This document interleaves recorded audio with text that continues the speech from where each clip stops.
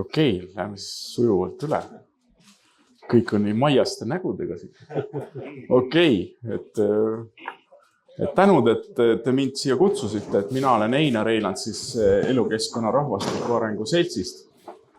Eile tegin teile ettekande siin juriidilisest nagu sellist manipulatsioonimehhanismidest. Täna võtame laiema spektri ette. Aga mõte on nagu selles, et vaata, et sellega on nagu viirusega, et kui te teate, millised on sümptomid ja mismoodi need sümptomid teil välja löövad ühiskonnas või nii edasi, siis te saate, ütleme, et ka vastavaid ravimeetmeid siis rakendada. Et meil on häda nagu selles, et reeglina me ei oska neid sümptomeid sellest massimanipulatsioonist ja nii edasi ära tunda üldse. Ja sellest ka pealkiri, et neokolonialism ja selle metoodikat kaasaegses ühiskonnas üldse. Ja, aga alustame sellisest asjast, et sõbrad, meil on tegelikult vaadates seda üsna mitut päeva siin juba loengute sarja ja võttes kaasa ka Eesti siis mis ta oli siis? Eestluse elujõu kongressil saadud nagu informatsiooni. Siis meil käis sealt ka täpselt sama asi läbi, et meil on sõjaseisukord. See ei ole nali. Ja sõjaseisukorda eesmärkide näitena ligipääs toorainele, tasuta ja odavale tööjõule ligipääs tehnoloogiatele ja luua läbi selle sõltuvus, müüa enda tehnoloogiaid ja luua läbi selle sõltuvus. Ligipääs tehnoloogiatele, see tähendab tegelikult seda, et võtta sealt okupeeritavalt alalt välja nii palju tehnoloogiat kui vähegi võimalik. Põlevkivi tehnoloogiatega on paraku nii juhtunud, eks ole. Ise ei taha rakendada, aga luuakse nagu selline situatsioon, kus sa sisuliselt tasuta neid asju ära annad, aga see on nagu pikem metoodika, kuidas seda teha. Et seda võiks ka tutvustada teile. Seejärel, saavutada turg enda toodetele ja ütleme, et selline kolonialismi vormidena siis ka õigusruumi ülevõtmine ja haridussüsteemi ülevõtmine ja nii edasi. Need eesmärgid on kõik tegelikult Eesti puhul juba saavutatud. Nii et see paneb nagu tõsiselt järgi mõtlema. Et samas need meetodid ei ole siin viimase näitena 100 aasta välja mõeldis, vaid nende meetoditega, millest ma praegu rääkima hakkan, on ütleme, et tsivilisatsioone manipuleeritud juba konfutsismi ajast saadik, eks ole. Lao Tzu tegeles juba sellega, aga mitte nii tõsiselt võetavates vormides, kui nad siin välja toovad. Nii et seda pidevalt on täiustatud ligi, ütleme, 3000 aasta jooksul, kui mitte pikema perioodi jooksul. Et siin on välja toodud siis, ütleme, et selline peamine spekter nendest asjadest. Esiteks sõjaline relvastus, ütleme, et manipulatsioonimehhanismid, kui jõud üle ei käi, siis genotsiidirelva rakendamine, siia alla kuuluvad igasugused, kirikuleiva arvurauast kuni õllesummerini, eks ole. Siis majanduslik ja maailmaraharelv, näitasin just filmi sellest samast asjast teile siin natsaega tagasi. Ideoloogiline, fraktoloogiline relv, ehk see, et meile räägitakse väga palju religioonidest ja nii edasi ja nende manipulatsioonidest, aga teisest otsast kaubamärgi strateegiad ehitatakse ju samamoodi, sama printsiibi alusel ülesse. Meil on räägitud sellest, et oi kui tore, et eestlane ei ole väga selline ütleme, et religioosne rahvas. Samas see tähendab seda, et kulla sõbrad, me vaatame telekat 4,5 tundi päevas keskmiselt. See tähendab, et kui mina ei vaata, siis keegi teine vaatab 8-9 tundi päevas. See tähendab, et kui teie ei vaata, siis keegi teine vaatab teie eest. Nii et sealt need asjad nagu välja tulevad. Et kronoloogiline ja ajalooline relvastus, see tähendab, sellest on rääkinud ka Ignar Laigna. Ehk on see, et mitu korda meil viimase 100 aasta jooksul on vist 7 korda ümber kirjutatud või? meie Eesti riigi ajalugu, et see tähendab küsimust sellest, et kes sa üldse selline oled, niinimetatud eestlane. Et noh, samas, eks ole, kui te lähete näitena raamatukokku, tahate näitena leninismi kogutud teoseid saada või mingeid selliseid asju, kust uurida välja sellest, et millised olid sealse ühiskonna sellised sümptomid või mille pärast ta hävines või kokku jooksis, siis neid materjale te sealt ei leia. See viitabki sellele, et seda me oleme, ütleme, et siit käis ka mitmetes loengutes täna läbi see, et üks ühele võetakse neid samu mehhanisme üle, mis tegelikult kommunismiga omal ajal nagu päevakorras olid. Ja maailmavaateline relv, see ongi see, et pannakse erinevate nagu konkurentsisituatsiooni, ütleme, et ketipenist kuni, ütleme, et peaministrini ja siis need kõik erinevad tasandid pannakse omavahel konkureerima. Aga vaatame sügavamalt sisu. Sõjaline relvastus. Eesmärk vägede sisseviimine eesmärgiga, et riik teeks seda, mida vallutaja on eesmärgiks seatud. Hävitamise eesmärgiks on materiaalsete ja struktuuriliste ja inimese füüsiline hävitamine. Ja Arsenal ulatub Makarovi püssist kuni tuumarelvani. Nii et aga paraku sellel on omad puudused sellel asjal. Sõjaline relv, nagu ma ütlesin, tuumarelvast kuni Makarovini eesmärgid vallutada maa, relvastada korravalvurid, kehtestada kontroll, vahetada valitsust, kehtestada enda seadusandlus ja nii teebki riik või rahvas täidab neid eesmärke, mida okupant on talle seadnud. Paraku need eesmärgid on võimalik saavutada ka teiste vahenditega ja kohe hakkamegi neid vaatama. Aga sellisel sõjalisel relvastusel on rida probleeme. Taastatud tuleb ka populatsioon ja selle populatsiooni elutingimused ja vara hävitatakse, see on halb ju, eks ole. Sõjapidamine on kallis, süsteem vajab pidevat järelevalvet, kui järelevalve on nõrk, siis orjad tööd ei tee. Jälle paha. Aja mööduses algab partisanisõda. Stabiilsuse püsivuse saavutamine on seega äärmiselt keeruline ütleme, et relvastuse rakendamisel.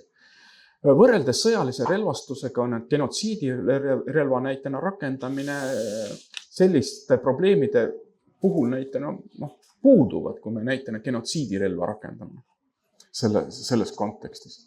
Nii et see jällegi seesama asi, et need samad eesmärgid on võimalik saavutada hoopis teiste vahenditega ja seda pidevalt tehakse. Nii, võtame genotsiidirelva ette. Kõigile teada narkomaania, alkoholismi levik, suitsetamine Eestis väga hästi tagatud. Uued näitena relvastuse vahendid, toidulisandid, säilitusained, puhastusvahendid, ravimid, hambapasta, vaktsiiniterrorism, eks ole, need on kõigile teada. Ma arvan, et kui siin kollektiivmälu pealt seda veel taastada, seda tuleks veel teist sama palju siia juurde, ma arvan, kogu seda spektrit. Nii, Arsenal kirikuleiva armulauast kuni õllesummerini sisuliselt kõiki finantseeritakse finantsi poolt, finantssüsteemi poolt, eesmärk, sündivuse piiramine, geneetilise baasi hävitamine, teovõimetuse tagamine. Mis veelgi olulisem, need on püsivad. Need muutuvad kultuuriruumis püsivaks. Kõik tahavad sellega tegeleda ka. Nelli Kaalikova on teinud, ma ei tea, 20 aastat vist siin narkomaania ennetust ja nii edasi. Aga kui sa vaatad neid stsenaariumeid, eks ole, narkomaania, alkoholismi levikul, eks ole, siis need pidevalt püsivad, aina suuremaks lähevad. Pidasin nõu ka Kaitseliidu peastaabi arstidega, eks ole. Sõna otseses mõttes, eks ole, on selline situatsioon, et 25% poistest on ainult sõjaväekõlbulikud. Tüdrukutel on sellised asjad, et selle genotsiidirelva rakendamisest just selles kontekstis ilmselt ja ka igasugused raadiolained ja nii edasi siia peale veel, eks ole. Et on selline, et sünnitusjärgsete tüsistuste arv on meeletu, eks ole, igasugused nakkushaigused, värgid siia sama taha veel, geneetilised hädad, nii edasi, nii edasi. Nii et häda on selles, et see on, ütleme, et salvestumas siis meie geenimällu. kuidas sellest välja saada? No see ongi selle tänase, ütleme, et koosviibimise siis ja selle järelkajade nagu problemaatistik, et kuidas sellest siis välja saada.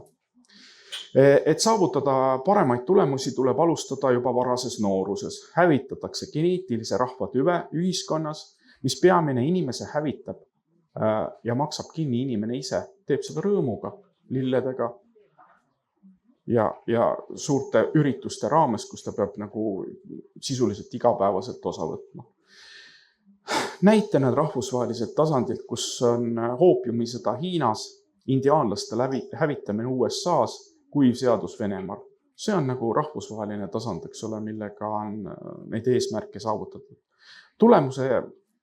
Tulemusena elavad sisuliselt indiaanlased ju enda maal reservaadis, kuhu meie oleme liikumas. Sama skeem, sama asi, kordub. Riigist riiki, maast maasse 2000 aastat. Milline on perspektiiv? Hävitatakse mitte ainult elavad inimesed, vaid ka järgne põlvkond. Tulemus on see, et juba täna 60% meie noorest on sõjaväekõlbmatud, mis saab aga siis, kui see kinnistub rahva geenimälus. Peamiseks põhjuseks on psüühikahäired ja igasugused muud vaimsed haigused. Resultaat on püsiv, salvestumas geenimällu. Vaatame edasi. Majanduslik ja maailmaraha relv. See hakkab sellest, et kuidas defineerida majandust. Aristotelese aegses majanduses oli 2 definitsiooni majandusest. Et teadus sellest, kuidas ümbritseva taskust raha kätte saada nii, et mitte ületada valuläve, see tähendas krematistikat, tuletis sõnast krematori ehk põletatud maatehnoloogia. Eks oli see, et äärealad tuligi paljaks varastada, eks ole, sellepärast, et kui keegi hakkas väljaspoolt nagu edasi tulema, siis tal olid põletatud külad juba ees. Ta ei saanud sealt enam, sest ennem peeti nagu sõdus edasi, et võeti külavara, panti sellega edasi. Varastati järgmine küla tühjaks ja nii edasi. Võeti pantvange, eks ole, panti enda sisuliselt huvides veel näitena sõdima ja nii edasi. Ja teine on tegelikult teadus ja teadmine sellest, kuidas saada ühiskonnana ja riigina rikkaks. Vot see on see ökonoomika. Vot tegelikult see ongi see Jaan Leetsara poolt välja töötatud looduslik geneetilistel alustel baseeruv ühiskonnamudeli kirjeldus. Loengud, oligi nüüd, et Leetsar on tänapäevaks manalamees. Ma ei tea, paljudel teavad üldse Leetsar. Ja häda on selles, et nagu Leetsar hinge heitis, nii oli internet oli 3 nädalat peale seda oli tema materjalist kohe puhas. Nii et ei saa teile isegi viiteid anda. Ütleme, et kui te personaalselt veel, ütleme, et saime nii kaugele, et saime materjalid veel kätte ära salvestatud ja nii edasi. Kuna kristlus domineerimisega,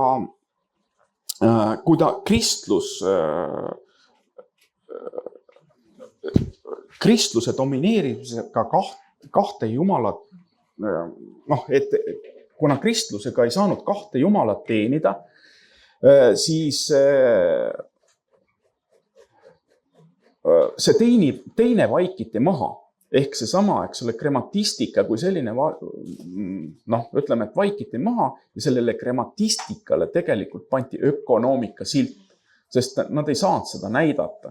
Ja see on juba kristluse kätetöö, eks ole, kuidas sellest krematistikast tegelikult ökonoomika sildiga välja vahetati. Ja nüüd me oleme seda õnne siin üsna mitu tuhat aastat juba, ütleme, et siis rakendanud siin Euroopas.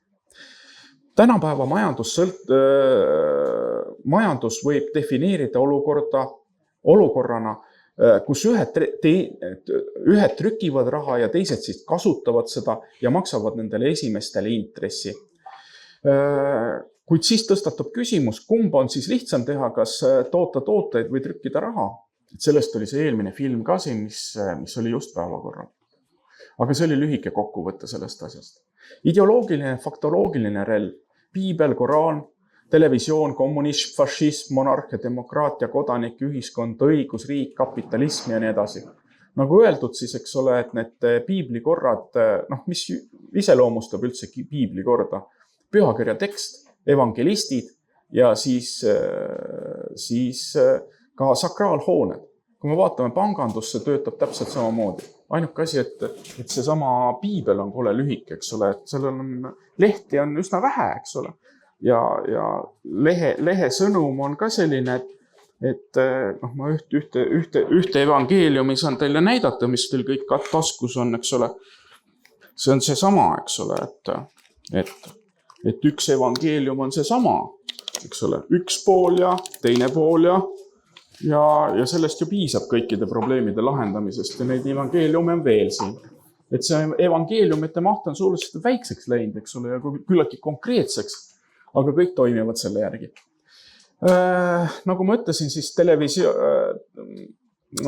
nagu meil öeldakse, et eestlane ei ole väga siis, ütleme, et religioosne rahvas, samas tarbib suhteliselt palju meediat. Ja televisioon on ideoloogiate edasikandmise vahend. Ja kui veel teada, siis eks ole, nagu ma ütlesin ka ennem, eks ole, et kordame üle, et kaubamärgistrateegiad arendatakse sisuliselt täpselt samasuguste põhimõtete alusel üles, nagu tehakse näitena religioone. Eesmärk, jaga ja valitse printsiibi süvendamine ühiskonnas ehk teise sõnu. Vaata, kui te eesti keeles ütlete jagada, valitseda, siis keegi peab sulle midagi jagama, et saaks nagu valitseda. Aga sellega me puutusime erinevate keelte tõlgetes nagu kokku, et vene keeles on ju rasteljatsa ei vlastavatsa, eks ole. Kui on teatav rasteljatsa, eks ole, et sisesta teatavasse süsteemi mitmeti arusaadav informatsioon, see lööb süsteemi kaheks, eks ole, siis me pannakse omavahel nagu konkureerivasse situatsiooni, teineteist välistavasse situatsiooni ja selle kaudu siis, ehk see on see sama, eralda teineteist. Ehk eralda teineteist. Ja see ongi see, siis me jooksemegi kinni sinna marksistlikuse dialektikasse, mis ei ole võimeline enam metalektilist tasandit ühiskonnas enam teadvustama. Ja sealt hakkavadki meie mured ja rõõmud siis pihta, eks ole, praeguses nii nimetatud lihtsustatud majandusmudelis, mida kõik kummardavad ja nii edasi. Aga võt see ongi selles, et kuidas sellest lihtsustatud. Vaata, lihtsaks muutuvad asjad siis, kui tekib arusaamine nendest lihtsusest. Aga, sest 3. klassi õpilasele näitena tihvõrrandeid anda, eks ole, ette, siis tal on ka need keerulised. Aga üliõpilasena need ei pruugi enam nii keerulised olla. Täna räägimegi teatavatest algoritmidest. Eesmärk siis on jaga ja valitse printsiibi süvendamine ehk eralda teineteisest, et saaks valitseda ja selle kinnistamine ühiskonnas.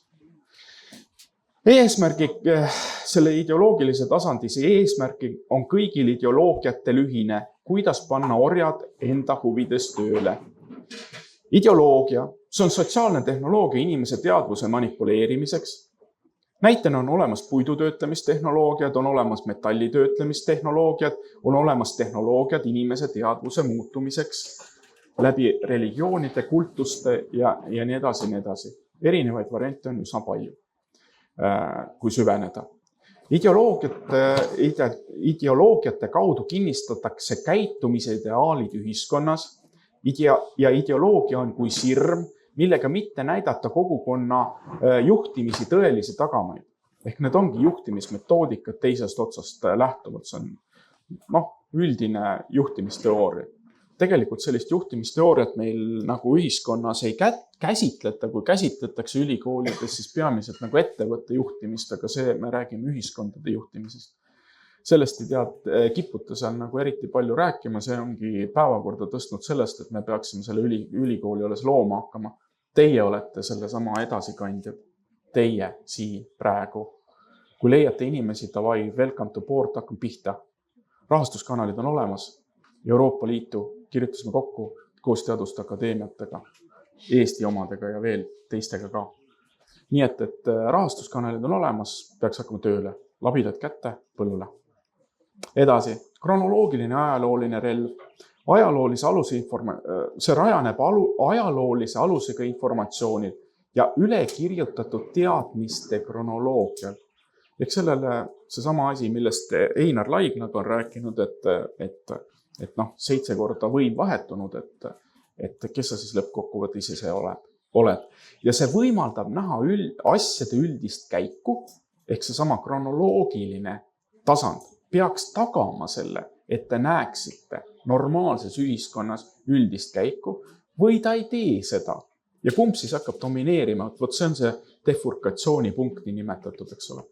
Ja võimaldab eristada protsesse ja tagajärgi, ehk see ajaloo käsitlus peaks võimaldama teil ja teistel ka siis aru saada protsessidest ja tagajärgedest. Sellest on Ülo Vooglaid üsna pikalt rääkinud, et tegelikult ta seda ei anna. Et järelikult on kuskil mingi kahvel juba vahel olnud. Sellepärast, et mis tahes populatsioonis peaks tegelikult ajalooline kogemus tagama. Vahet ei ole, kas selleks on kassid, eks ole, koerapopulatsioon või kirbud või täid, eks ole. Ta peaks ikkagi selle ajaloolise kogemuse pealt salvestuma näitena geenimällu ja tagama lõppkokkuvõttes selle populatsiooni säilimise. Meil on paraku vastupidi, eks ole. Meie populatsioon pigem vähebub, kui kasvab, eks ole. Kas me teame, kuhu suunas meie ühiskond üldse areneb seetõttu? See on tõsine küsimus, et kas tsivilisatsiooni või debilisatsiooni suunas. Ma tahaks loota, et see aitaks teil orientatsiooni vähemalt natukesegi nagu luua või nii edasi, et ma tahaks küll sinna tsivilisatsiooni suunas nagu arenema hakata. Et see loeng siin ongi mõeldud selleks, et neid mõjutusmeetoditest nagu ülevaadet anda, aga arvestage, et see on ainult, ütleme, et me saame täna ainult pealkirjad siin ära rääkida. See kronoloogilise ajaloolise relva rakendamise kaudu siis võimupositsioonist lähtuvalt luuakse müüdid, mille kaudu juhtida inimesi ja ühiskondi. Näitena viimase 100 aasta jooksul on Eesti ajalugu 5 korda ümber kirjutatud, sellest sai juba räägitud. Ja ajaloo kaudu formeeritakse arusaam elust. Selle tulemusena Euroopa ajaloost kujunenud sõjade ja vallutusretkede ajalugu. See on fakt. Kuhu edasi? Mida selleks on vaja teha, et ori vabalt tööd teeks? Ori tahab ju saada vabadust. Kui anda orjale vabadust, siis ta ei ole enam ori. Selles on häda. Seega saab talle anda sisuliselt vabaduse illusiooni ja see tekitab küsimused, kuidas seda asja teha. Esimesel tasandil tehti seda läbi religiooni ja usu jumalasse. Hiljem, kui religioonid devalveerusid, siis võeti kasutusele ideoloogiad. Näitena marksismid, kapitalismid, natsismid, stalinismid ja nii edasi. Võtame siis maailmavaatelise relva, ehk selle spekter ongi siis, eks ole, ketipenist kuni presidendini välja, eks ole. Ja siis pannakse need erinevad, nagu need joonlauajupid siis omavahel konkureerima. Ideaalis peaks kontseptuaalse võimu tasand andma, ehk see maailmavaateline ja nii edasi tasand ongi see kontseptsiooni tasand, mida on meil üsna pikalt juba lõhutud. See võimu tasand peaks andma tegevuses osalevatele fragmentidele teadmise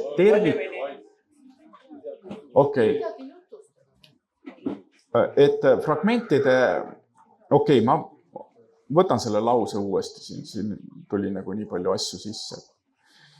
Ideaalis peaks kontseptuaalse võimu tasand andma tegevuses osalevatele fragmentidele teadmised tervikust ehk tervikutaju kui sellised. Võimaldab eristada, ja see tervikutaju siis võimaldab eristada õiget tegevust valest tegevusest, head tegevust halvast tegevusest ja tänapäeval eristame 2 tüüpi maailmavaadet, mosaiikne ja kaleidoskoopiline. Seda kaleidoskoopilist asja isegi, vaadake, see kaleidoskoopiline on selline asi, et teie näitena passipilti võib teile näidata ka väga mitmel erineval kujul. Seda saab näidata teile nii, seda saab näidata teile nii. Infohulk on alati ühesugune. Kui tagartpoolt vaadata, siis te ei üldse aru, kes seal on.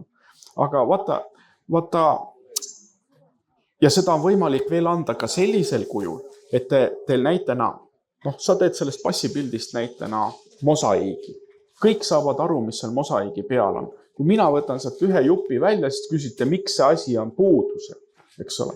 aga kui te panete need jupid näitena kaleidoskoobi sisse, siis on selline asi, et kaleidoskoobis on info hulk täpselt samasugune. Ehk mina kui mängujuht loon teile kaks pilti erinevat, eks ole. Üks on siis mosaiikne maailmapilt ja teine on kaleidoskoopiline. Nagu ma seda natukese keeran, siis on selline asi, et ta saate selles kaleidoskoobis küsida, kas sulle meeldib see pilt. Aga mosaiikses maailmas saate te küsida, mis toimub. Ja see ongi see lõks, eks ole, kuidas teile see infot kuvatakse. See oli lühike sissejuhatus, tegelikult selleks võib-olla tund-kaks võib-olla selle mehhanismi lahti rääkimiseks. Meie ühiskonnas domineerivaks on kaleidoskoopiline maailmavaade, seega nüüd on küsimus, kuidas see kaleidoskoop nagu inimeste peast nagu kätte saada. Et kui te teate, mismoodi see toimub, et ma andsin teile väiksed vihjed siin, kuidas see toimub, siit saate edasi inspireerivalt edasi panna. Ja lähme edasi. Kaleidoskoopilise maailmavaate korral inimene omandab sellised teadmised, mille korral ta ei saa ümbritsevast aru enam, mis toimub. Iga täiendav mõte laiendab seega kaost, sest iga uue killu lisamine kaleidoskoopi muudab kogu pilti jälle natukese. Eks ole, kruttida jälle uus võim, jälle natukese edasi, jälle vaata, kui palju meil järgi jäi, vaata materjale ja nii edasi. Ja kaleidoskoobis sa ei saa aru, kui sul mingi jupp ära võetakse. Aga selles mosaiikses maailmas sa saad selle kohe teada. Kohe on see, kes mingi muutuse esile kutsub, küsib, miks sa nii tegid?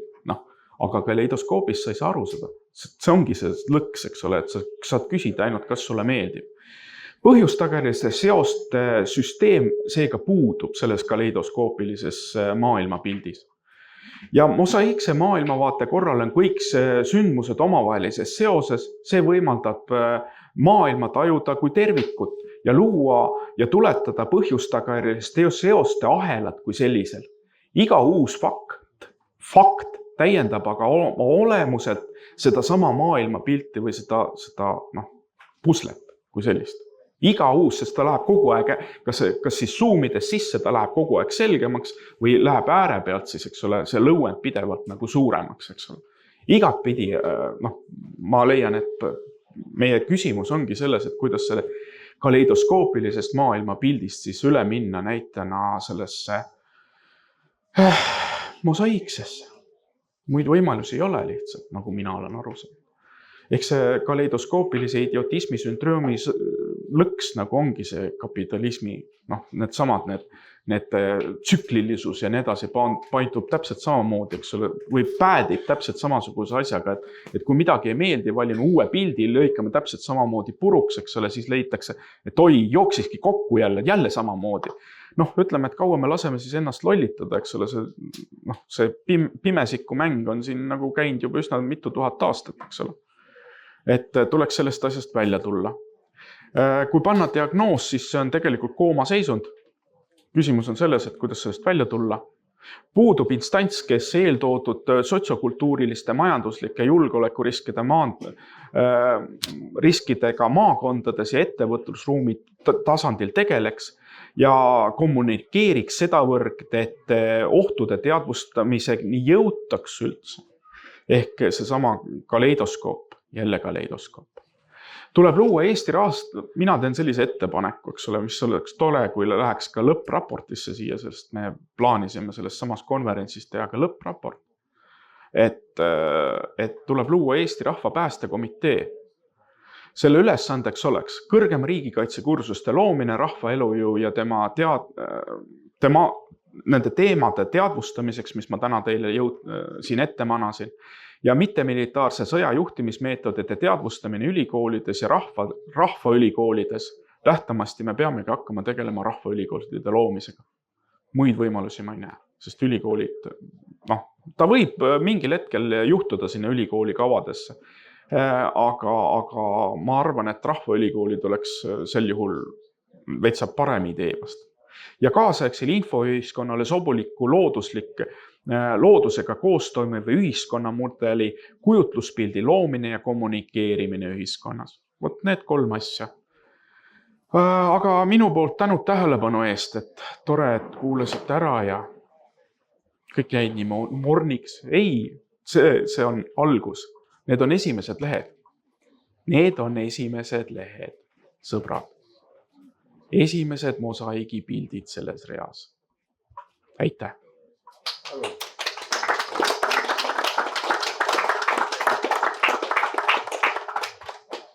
Palun, küsimused. Jah, kas sul küsimusi on? Kas teil küsimusi on? Me võime alustada seekord teisipidi, et kas sul on rahvale küsimusi? Et milline võiks olla tegelikult teie roll? Vaata, see ongi see, et milline võiks olla teie roll nüüd selle meeskonna moodustamisel, sest meil käib tegelikult selle peale jooks, et kuidas saada see legu kokku. Vot sellel proual oli head ideed siin ja suhted välisriikidega ja nii edasi. Jah, olid vist sina või? Ei, Maarja Lõhmusel oli ka, teil oli ka minu teada mingisugused suhted, eks ole. Et nüüd tuleb mõtelda, keda siia saada, et see võidujooks käib meeskonna moodustamise peale. Milline võiks olla kellegi roll selle asja teostamisel edasi? Üksi me seda teha ei saa. Mul tekkis praegu viimane asi, mis ma kirja panin, oli see, et aga kui palju haridust või mitu klassi haridust peab üldse inimesel olema. Ehk siis, kui meie mingid vanaisad ja vanaisad said hakkama 3-4 klassiga, 6-7-ga ja see rahvaülikool, vaata see sõna jäi mul nagu kummitama, et ülikool, et see on nagu mingi millegi ülene. Kui palju haridust peab siis olema selleks, et normaalselt mõelda tegelikult? No, omal ajal, selles suhtes on sul õigus, et omal ajal 6 klassi külakoolid või 3 klassi käinud külakooli tüüp, eks ole, suutis endale valmis ehitada maja, eks ole, pidada üleval, eks ole, loomakarja, eks ole, saate üles kasvatada 12 last, eks ole, meil on praegu jõutud nagu sinnamaale, et on üliharitud ühiskond, eks ole, aga need ei suuda, eks ole, seda populatsioonigi taastada. Samas, eks ole, ju tegelikult tehnoloogiline võimekus on viimase 100 aasta jooksul kasvanud 100 kordi, nii et see paneb tõsiselt mõtlema selle asja üle, et mis süsteemis või nii edasi me elame. Aga kindlasti see ei tähenda seda, et nüüd ei peaks nagu üldse nagu midagi õppima või nii edasi. Inimene õpib kogu elu, eks ole. Peabki õppima. Ja me peame teineteist täiendama hakkama, sellepärast me olemegi siin, eks ole, koos Maarjaga ja teiste inimestega siin, et luua see sild, eks ole, selle teadmiste ja reaalse inimeste vahel ja nii edasi, mis teil puudu võiks olla ja teinekord on selline asi, et ei tea tahtagi. Ma arvan, et see esitus oli ka selline, et ei tea tahtagi.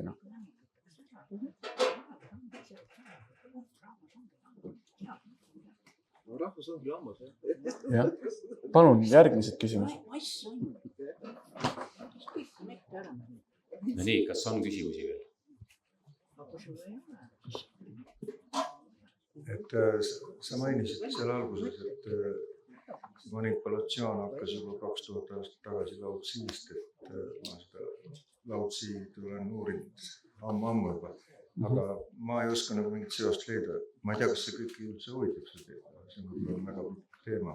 Ja ütleme, et mina olen sinnamaale välja jõudnud ja just lõpetasime ühe sellise, ütleme, et raamatu kirjutamise ka selle sama teemal. Me jõudsime sinnamaale välja. Aga seal oli terve spekter nendest asjadest.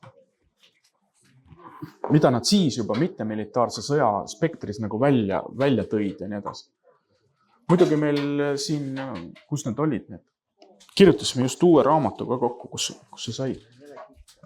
Need osad materjalid on siin ka olemas nendest asjadest. See on terve raamatukogu. Eks ole, see on terve ülikooli raamatukogu on siin sisuliselt see pulkade peal.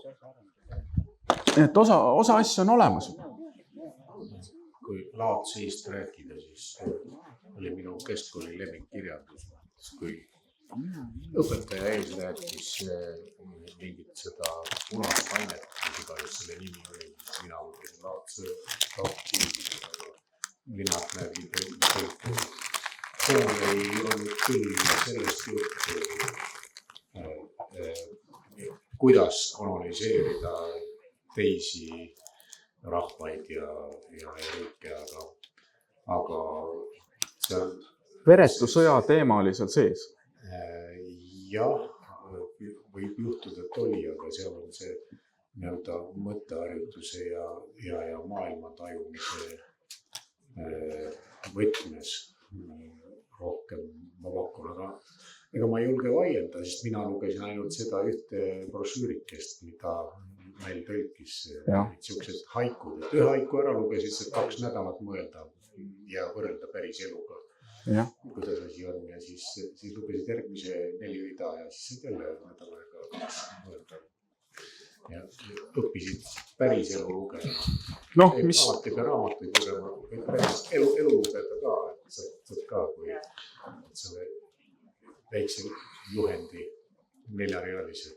Nii et kes tahab tõsisemat tükki sellest asjast saada, siin on sellest samast materjalist on vähe tõsisem tükk ka, siin on esimene ja teine osa veel sellest samast loengust, see on mingi 6 tundi. Sissejuhatus, sellel oli ka mingi 6 tundi.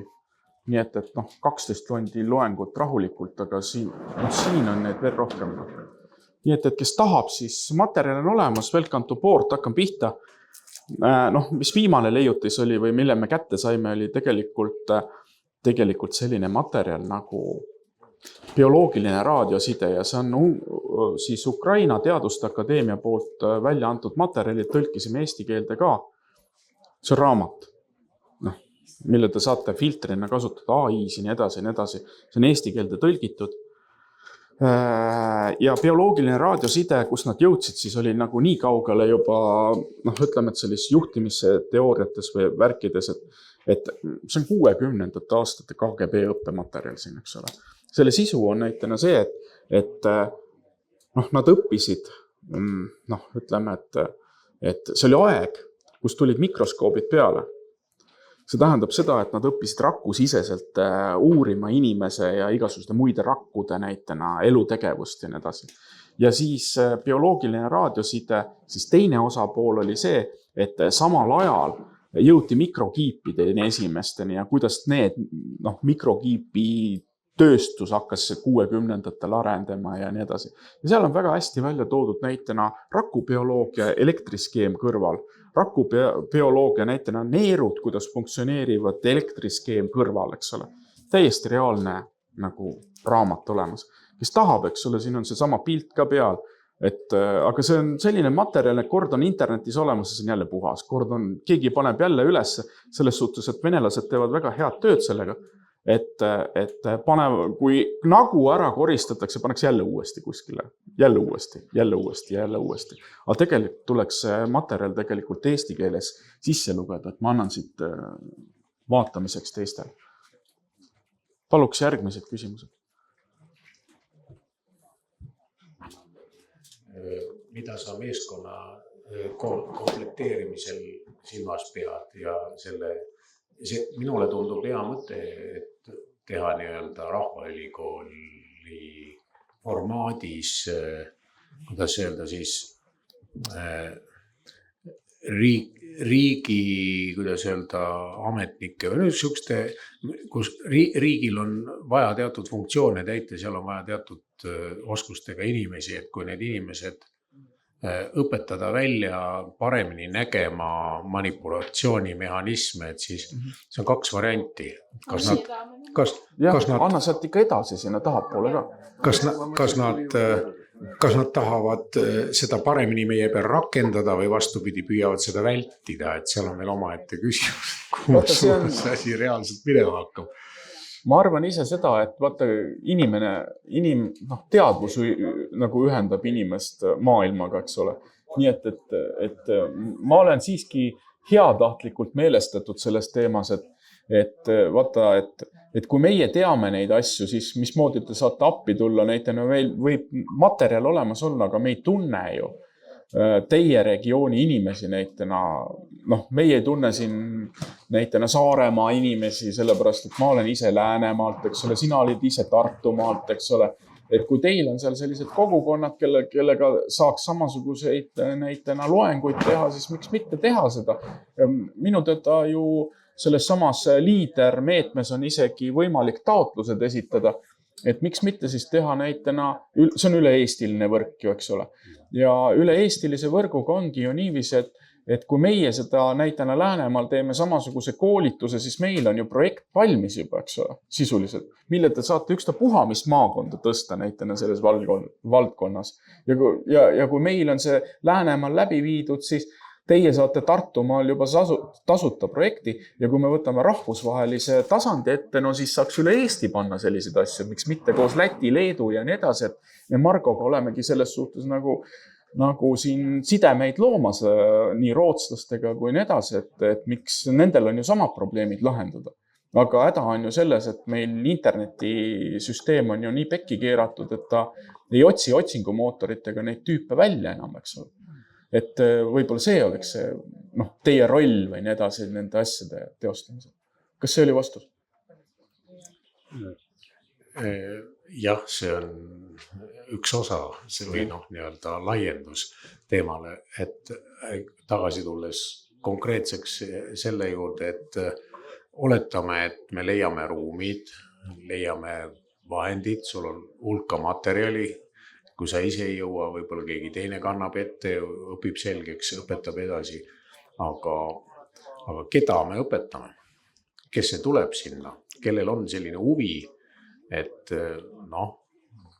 kui suur on see turg, ütleme siis, selle teadmise jaoks? No miks mitte näitena noortelaagrid, eks ole, ettevõtete laagrid, nagu mõtlesin siin ka, oli välja toodud ju kõrgema riigikaitsekursus, et me oleme ju selle teema ka ju läbi käinud juba, et tegelikult oligi päevakorras kõrgema riigikaitsekursuse väljaarendamine täpselt samas kontekstis, näed, siin ongi kõrgema riigikaitsekursus, eks ole.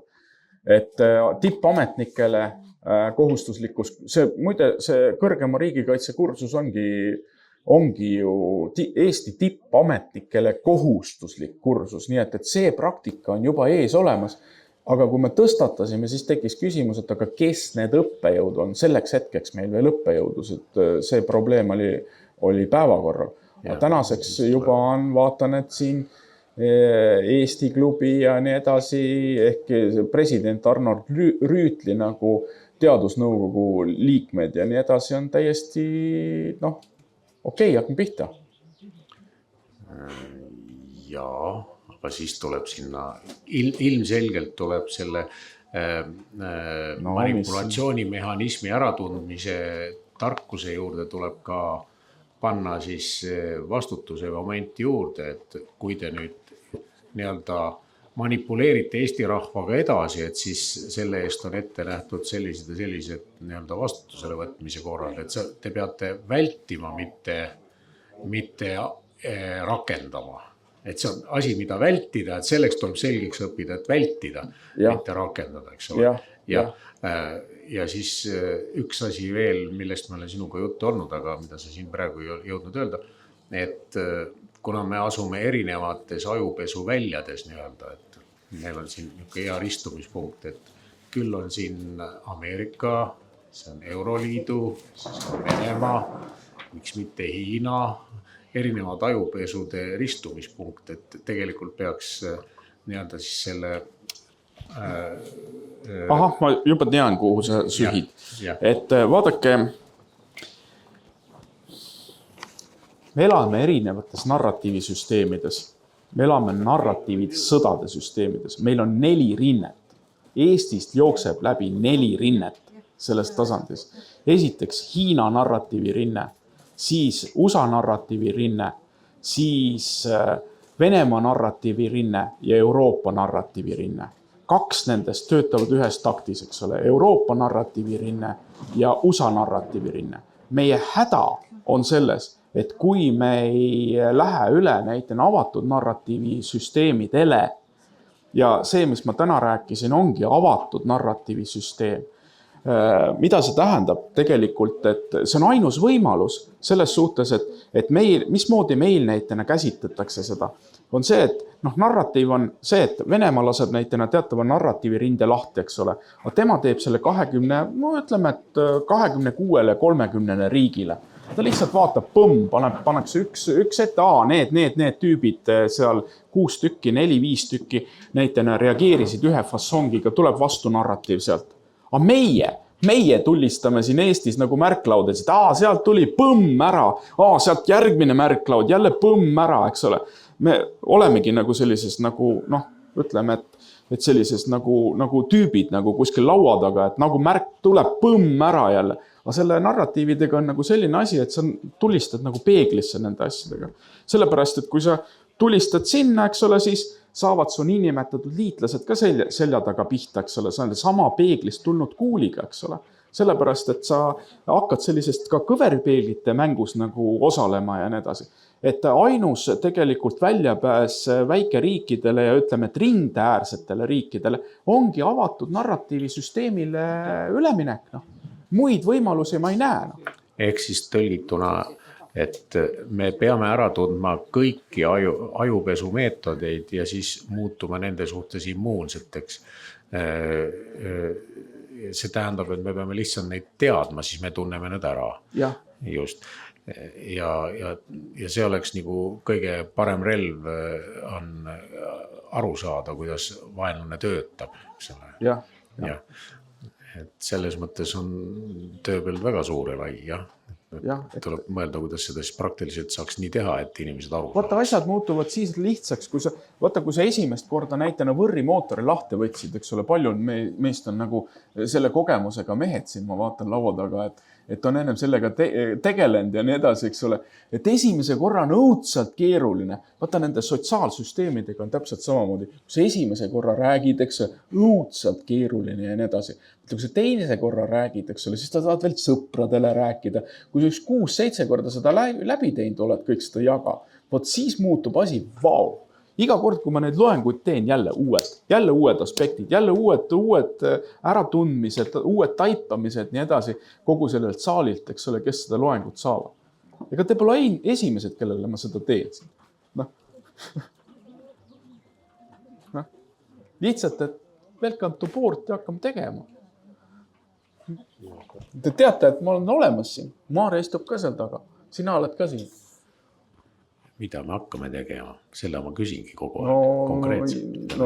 No seda sama, eks ole, et neid projektijuppisid ma ju rääkisin, eks ole, 5 minutit tagasi, eks ole, rääkisin siin nendest asjadest. Siis ma esitasin küsimuse, et et teeme rahvaülikoolid, kes on huvitatud sinna tulema. See kõrgemate bürokraatide koolitus, jah, et nad peavad seal läbima, kui me sinna poogime sellele, mis oli siis see kõrgema riigikaitse kursus, jah, et sinna saab siis see pookida. Ma saan aru, et need, kes seda korraldavad, olid huvitatud. Sinna saab selle sokutada. Ja küll, ametnikud õpivad ära. See on see küsimus, et võib-olla neile meeldib see ja rakendavad hoopis seda, mitte et ei likvideeri seda. Et vaata, siin on nagu üks asi selle asjale, et vaata, siin oli ka see, et vaata, aina keerulisemaks minevates süsteemides on sul ainus võimalus selleks, et seda süsteemi käigus hoida on sul on vaja inimesi harida. Eks ole, et nad üldse, sest süsteemi element saab süsteemi, kuidas seda panustada siis, kui ta saab teada või teab, mismoodi süsteem toimib. Ega sa ei saa autot ka muidu remontida, kui sa ei tea, mismoodi üks teine jupp näitena toimib, eks ole. See on loogika, eks ole. Nii, mida keerulisemaks süsteemid lähevad, seda rohkem on teadmisi vaja. Aga vaata, siis on jälle teine asi, et need teadlikud inimesed on haritud inimesed ja need hakkavad omavahel suhtlema ja nad niikuinii, eks ole, siin on väga palju neid tüüpe, eks ole, kes näitena tunnevad neid vigu ära ka, eks ole, neid samu filme, mis siin sai näidatud ja nii edasi, mul on seal äratundmine, mul on seal ka äratundmine, mul on seal ka, aga kui need panna üksteise järgi nüüd, eks ole, terve selle asja, eks ole, siis ta omaldab hoopis teise tähenduse ja nii edasi, aga seal... Jah, tahtsin öelda seda, Oota. Ma räägin ilma. Ei, meil läheb liiti.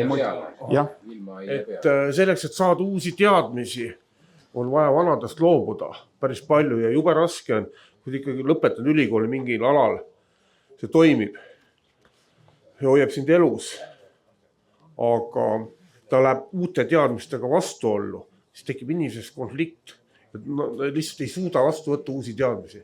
Infovood on nii suureks läinud. Et selleks, et uut peale tulla, on vaja vanadest loobuda ja kui sa vanadest loobud, siis võib väga valus olla. Et tasa ja targu, et tuleb uus info vastu võtta.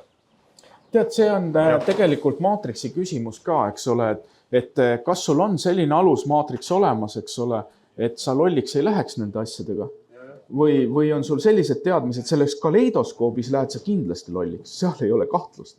Et see ongi see lugu sellest üleminekust, sellest kaleidoskoobist pigem sinna puslemaailma, eks ole. Ehk siis mida haritum on inimesele keerulisem on. Ja selles suhtes on neid juppe on rohkem, eks ole, motoorika või ütleme, et jupid, millest ta sotsiokultuuris pilti kokku panna on keerulisem. Kas mina võin ka sellele mulle väga meeldis see viimane küsimus, et mina tahaks ka sellel teemal rääkida, sest see on põhiküsimus. Et mis siis juhtub, kui tulevad uued teadmised? Et tegelikult puhtalt selle kultuuri väljapoolest on hoopis olukord vist nii, on siin aastakümneid ja siin paradigmasid vaadatud, on, et vastuolu ei teki. Tegelikult isegi maatriks ei teki, vaid kogu see küsimus on sünteesis. Et kui õnnestub selle teadmiste peale uue selle teadmisega ehitada kõige vähemate, kõige madalamal tasandil metatasand, mis sünteesib selle vana poole ja uue poole. See on kogu semiootilise süsteemi põhialus, et kuidas sünteesida, panna kokku uut ja vana. Ja semiootiline nelinurk joonistatakse niimoodi, et vasakul pool, iga aja, iga hetke, iga probleemiga me saame esitada seda, et vasakul pool on see, mis meil on olemas ja paremal pool on midagi uut. Ja kas on see suur see kõik, mis on olemas, õpitu ja midagi tuleb täiesti uut, kas on hästi suur või on see väike, see mehhanism on üks ja sama, mõttemehhanism on sama. Ja pigem on küsimus, kas see mõttemehhanism töötab või mitte. Meie ühiskonna probleem, ja kui ma rääkisin siin ka välis-Eestist ja pagulus-Eestist ja nüüd tulles selle juurde tagasi ühe ringiga, on see, et me ei pane seda kokku, et ei ole toimunud kokkupanemist. Et see uus teadmine tuleb, see ei ole mingi, ütleme maatriks, see on tõsine teine maailma tunnetus teistest keskkondades, aga eestlus ja eestlusena väga-väga väärtuslik, sest ta on oma seda algideed palju tugevamini hoidnud, sest ma ju näitasin seda raamatut, kuidas seda algideed lihtsalt suruti maha, valetati, keelduti, pandi vangi, kes seda levitas. Et selle mõtteviisi, et me paneme erinevad mõtted kokku ja me saame midagi väärtuslikku. Ma ütleks siia juurde, et see on asja põhiidee, sellepärast tasub siia kokku tulla ja küsida pigem ja võib-olla ka selles dokumendis või manifestis, mida teha, et kuidas see olemasolev ja tulev ja juba ka natuke näha refleksiivselt, kuidas see kokku panna ja see uue küsimusena sõnastada. Ma ütlen veel ühe kommentaari või? Ikka võib. Ma tahan siis seda veel öelda, et see põhivastuolu selles olukorras on poliitika ja kultuuri vahel. see on sellepärast nii, et kui meil on olnud pikalt juttu, et Eesti süsteemis, mis oli totalitaristlik ja sellest üleminek selleni, et me oleme poliitiliselt vabas süsteemis, on olnud raske sellepärast, et harjumus olla raamides on olnud nii suur. Siis praegune tegelik olukord on see, et kes keda defineerib. Meil on kultuuriväli ja meil on poliitikaväli. Poliitika surudes kultuuri mingitesse raamidesse, keelates osa Eesti kultuuri, parem osa paguluses loodud, vabas ühiskonnas loodud eestluse mõte. Seda keelates poliitiliselt tegelikult on kultuuri kogu aeg survestatud. Aga paradoks on tegelikult selles, et maailma protsessi mõttes ja meie enda protsessi mõttes on hoopiski poliitika see, mida defineeritakse. No, ja samamoodi paguluseestlus on erinevaid poliitikaid defineerinud. Meie peame poliitikat defineerima. Ei ole see, et poliitika defineerib kultuuri, ütleb, mis on õige, mis on vale. Kõik kultuur on õige. Ja sellele poliitilisele defineerimisele ei ole keegi kohustatud alluma. Vaid kultuur on tunnetuse põhine, refleksiivsus ja kõige suurem väärtus on kollektiivne tunnetus, kollektiivne refleksiivsus. Ja sellepärast ei ole üldse vaja muretseda, et me ei suudaks poliitikat ja poliitikuid defineerida. Ja see julgus peab olema tagasi võetud. Ja seda, et seda poliitikud ei soovi, see on eraldi teema. Aga seda, et kogu aeg küsida, küsimine on tähtis, kogu aeg küsida, mis toimub, kuidas me seda nimetame ja mitte lasta seda defineerida poliitikutel, vaid defineerida ja anda kontekst ikkagi läbi kultuuri. Et see on asja eesmärk. Ma rääkisin, vabandust, pikalt. Aga just see sama mõte oli väga tähtis, et kuidas me siis selle vana ja uue kokku paneme, aga meie puhul Eestis on ju see, et kuidas me selle vana või siis see, mis on moonutatud teadmine ja see uus on pigem see, mis on aus teadmine, mis on tegelik maailmapilt. Saate aru, mis jube seis tegelikult on? Kuidas see tegelik maailmapilt inimese keskne maailmapilt taastada, et see totalitaristlik element, mis võib-olla tahab ka poliitiliste tendentside näol toimida üle kultuuri ja ühiskonna, kuidas seda pidurdada? Et ma tänan Maarjat selle täiustuse eest, et minu arust siin on üks tasand veel, et kui siiamaani on näitena need ismid, ja need ismide aeg on ka läbi, eks ole, religioonide aeg, need on staatilised asjad. Need on staatilised nähtused või ühiskonna fenomenid, aga tegelikult praegune ühiskond kasvavate infohulkadega süsteemid, see pärineb nagu süsteemiteooriatest, on staatiline. Või üks on staatiline süsteem, ehk need religioonid on olnud staatilised, aga meil tuleks üle minna, kasvavad infohulgad on dünaamiliselt arenevad süsteemid. Et see on totaalselt nagu, et pidevas arengus olenevad, ta on elus asi. Sest ennem näitena, ütleme, et võtame sellise asja näitena kõrvale, et kui jooksutati kokku näitena nende samade asjade alusel, millest ma siin tõin, jooksutati kokku näitena kristlik filosoofia, eks ole. Selleks läks aega 1300 aastat. Kapitalistlik filosoofia jooksutati kokku kuskil 300 aastaga. See Adam Smithi majandusteooria ja nii edasi. Kommunismiga läks 80 aastat, meie niinimetatud iseseisvusega läks 20 aastat. Nii et need kogu aeg, et need protsessid, mis enne võtsid näitena 100 või 1000 aastat ja olid pidevalt inimesed olid kui sa õppisid ära, nüüd paned elu lõpuni selle teadmisega, ei ole. Need kogu aeg on dünaamiliselt uuenevad. Need on täiesti totaalselt erinevad, kuidas öelda, maailmad. Üks on jalgrattamaailm ja teine on automaailm, eks ole.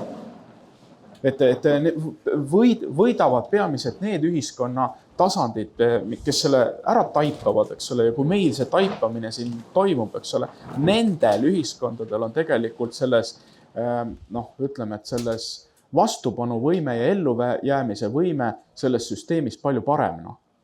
See on meie valiku koht.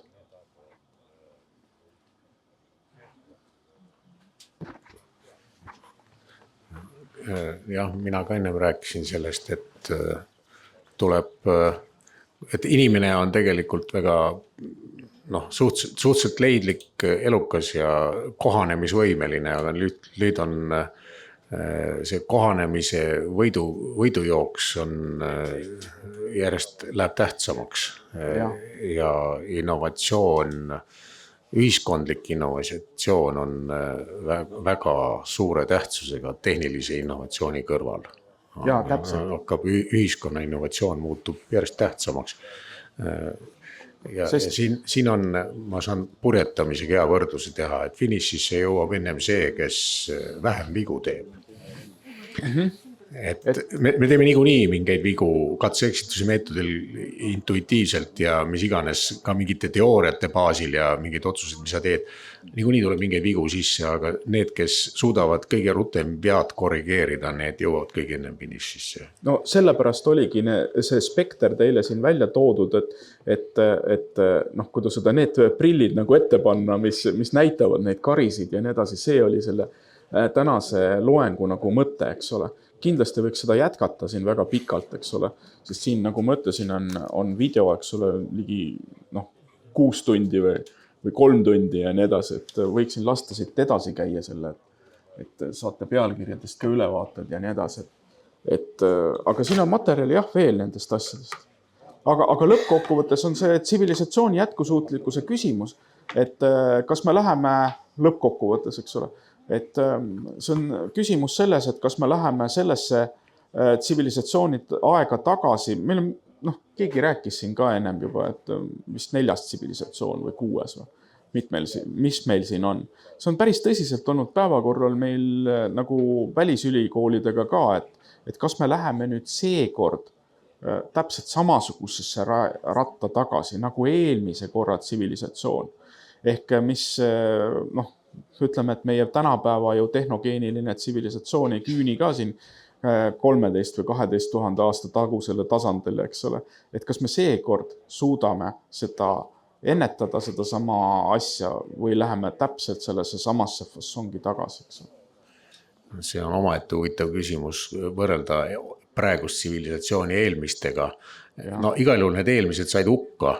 Mina näen, kuidas praegu see hukka läheb, millise meetodiga ta läheb, aga samas need eelmised tsivilisatsioonid läksid hukka, aga see inimloom põhimõtteliselt ei alles.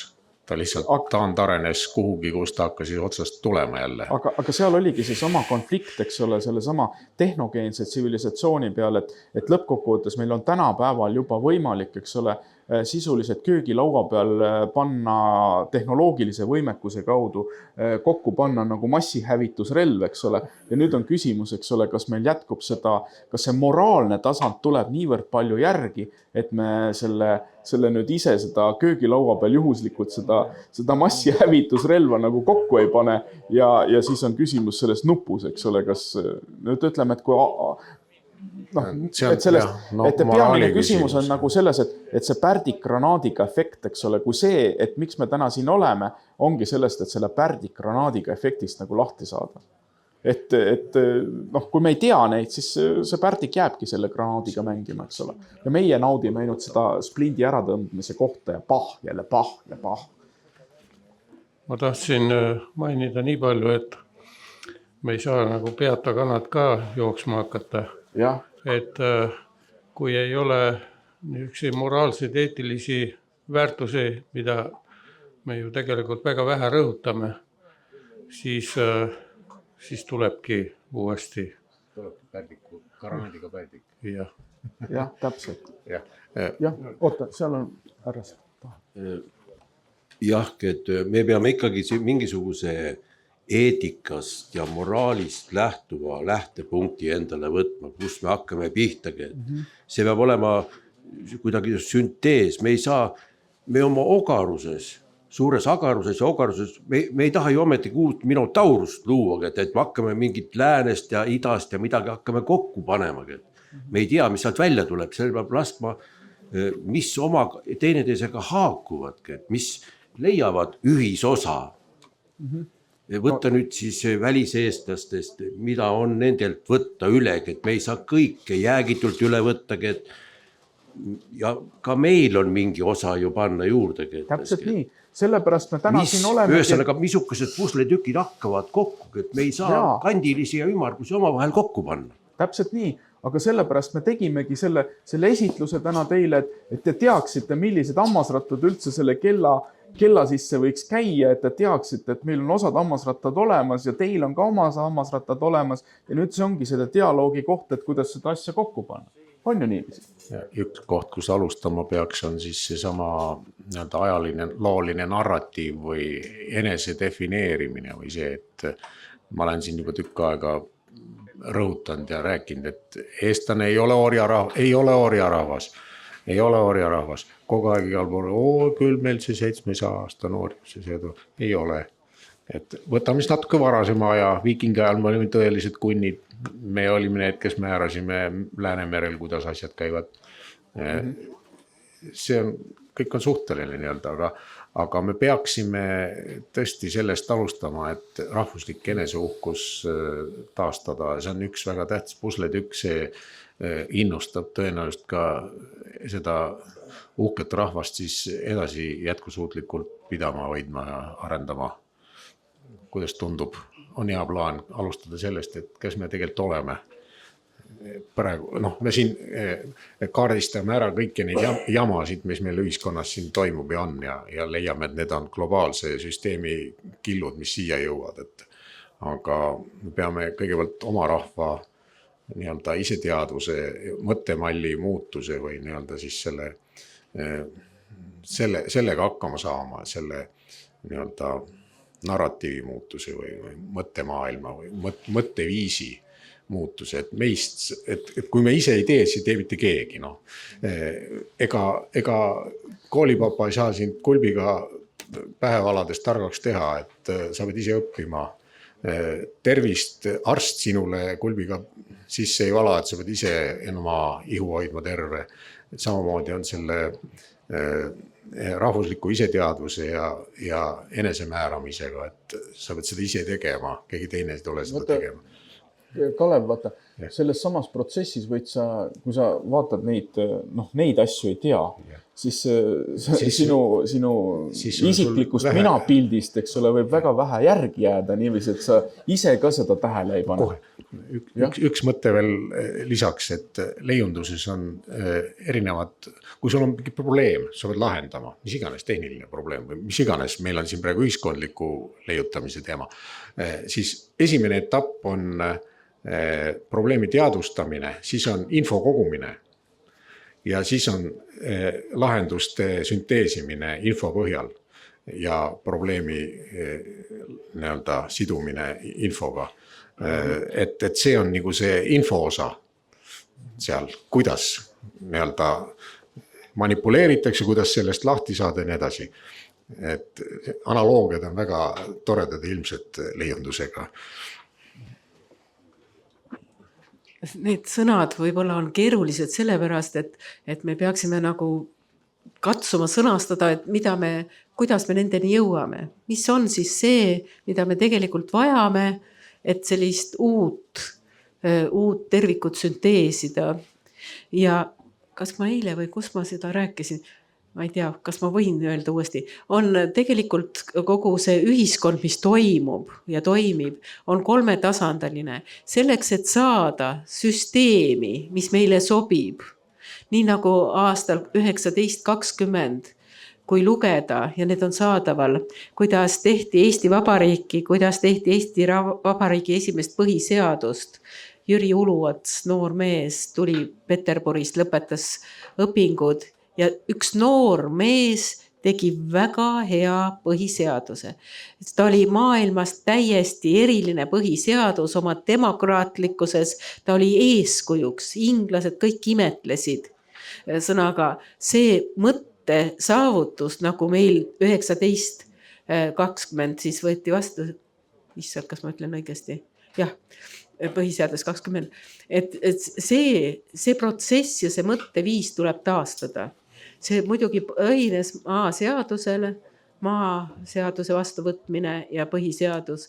Et sellist hüpet kvaliteetselt oma rahva korrastamisel. Ja see, kuidas see toimus? See toimus juristide abil, väga head juristid Eestis, juristid, kes otsisid nii-öelda lõid loomuõigust. Loomuõigus on see õigus, mis on rahvale kollektiivselt iseloomulik. Meil on aeg, kus küsida jälle, et missugune on eestluse loomuõigus. Mis on see loomuõigus?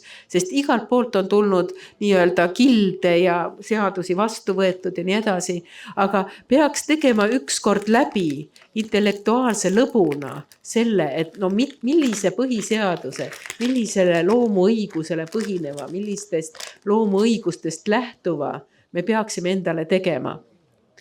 See on üks küsimus. Ja teine on see, et ühiskonna toimimise struktuur on kolmekihiline. Esimesed on meie ühisoleu ja eksistentsi põhinevad müüdid. Me peame olema suuteliseks oma, mis sa rääkisid, identiteeti, aga identiteeti ilma müüdi loomiseta ei saa kujundada. Meil puuduvad praegu ühised müüdid või on nad väga nõrgaks jäänud. Millised on need ühised müüdid, mille ümber me koondume? Teiseks on see, et mis me koos teeme, on väärtused. Millised on need väärtused, mis panevad meid tööle ja me tahame iseennast arendada, peret, kodu ja kõike seda maad ja hoida. Ja sõnaga on see tegevuse rollid ja müüdid. Nüüd on see teine tasand. Ja kolmas, missuguseid inimesi, missuguste omadustega inimesi me vajame, et seda ühiskonda üleval ja toimivana hoida. Ja sõnaga ideaalimüüdid, ühised tegevus, kollektiivse tegevuse müüdid ja persoonitasandi müüdid. Ja see võiks olla üks harjutus meile kõigile. Seda mudelit olen ma andnud aastakümneid oma esimese, teise, kolmanda kursuse tudengitele. Palun looge need müüdid, analüüsige müüdid. Ja seda me peaksime tegema kõik. Et siis neid nagu teoreetilisi keerulisi küsimusi, neid võib esitada, aga me peame jõudma selleni, et me praktiliselt tunnetuse põhiselt küsime need uued küsimused ja teeme selle müüdisüsteemi ja põhiseadusliku mõtte. Ma siin kuulates ja analüüsides natukene juba mitmeid päevi või isegi rohkem nädalaid või kuid siin leidsin niisuguse huvitava seose, et mida rohkem, kuidas öelda, tsentraliseerub ära raha, võim, kõik need asjad, seda rohkem see irdub reaalsusest ja tegelikult sellest, mida vaja oleks. Ehk siis detsentraliseerimine on niisugune võlusõna, mida tuleb teha. Et demokraatia detsentraliseerimine, et küla tasemel otsustatakse ära, tehakse. No on see teine tasand, kui külade liit või ma ei tea, maakondade liit või see on see riik ise, et siis sinna, aga ikkagi sinna lähevad ikka külast, mitte ei ole eraldi profid mingid kuskilt. Et see on see detsentraliseerimine, üks niisugune hea, kuidagi öelda, valem või skeem või võlusõna, kuidas saaks nagu paremat ühiskonda leiutada. See kehtib erinevates valdkondades igal pool. Ja see tarkus ei pea ka olema ainult ühes ülikoolis, vaid see peab jõudma samamoodi iga nii-öelda targema külameheni kohale.